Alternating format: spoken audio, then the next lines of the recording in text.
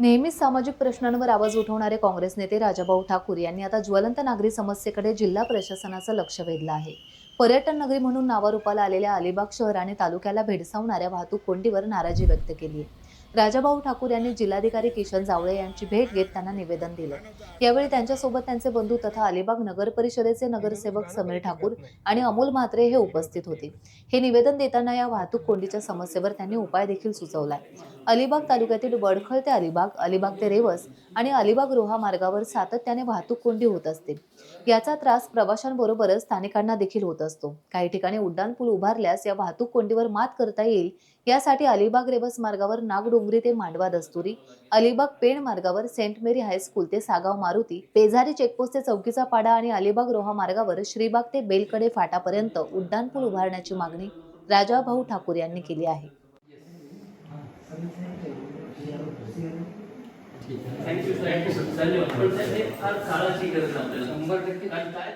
आता आपल्याला माहिती आहे वाढतं शहरीकरण आणि ह्या सर्व शहरीकरणामुळे वाढती वाहतूक कोंडी.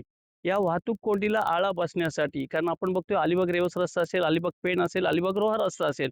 या इथे जी प्रचंड वाहतूक कोंडी होते आणि शनिवार रविवार सुट्ट्यांच्या दिवशी हजारो पर्यटक, हजारो गाड्या येत असतात आणि ह्या वाहतूक कोंडीमुळे जो संपूर्ण जनमानसाला त्रास होतो, तो त्रास टाळण्यासाठी तसेच आपली जी जुनी मोठमोठी वडाची झाडं, पिंपळाची झाडं किंवा इतर सर्व आपली जी निसर्ग संपन्नता आहे ही टिकवण्यासाठी मी आपल्या जिल्हाधिकाऱ्यांना ह्या तिन्ही रस्त्यांवरती अलिबागपासून नागडोंगरीपासून आपल्या दस्तुरीपर्यंत, नंतर आपल्या अलिबाग श्रीबागपासून बेलकडे फाट्यापर्यंत आणि पेण रस्त्यावरती आपल्या साधारण रिलायन्सचा पेट्रोल पंप आहे, त्या पेट्रोल पंपापासून सागाव मारुतीपर्यंत आणि पुढे पेजारी चेकपोस्टपासून पोयनाड नाही चौकीचा पाडा म्हणजे शहाबाज तिथपर्यंत आपण उड्डाणपूल बांधावे.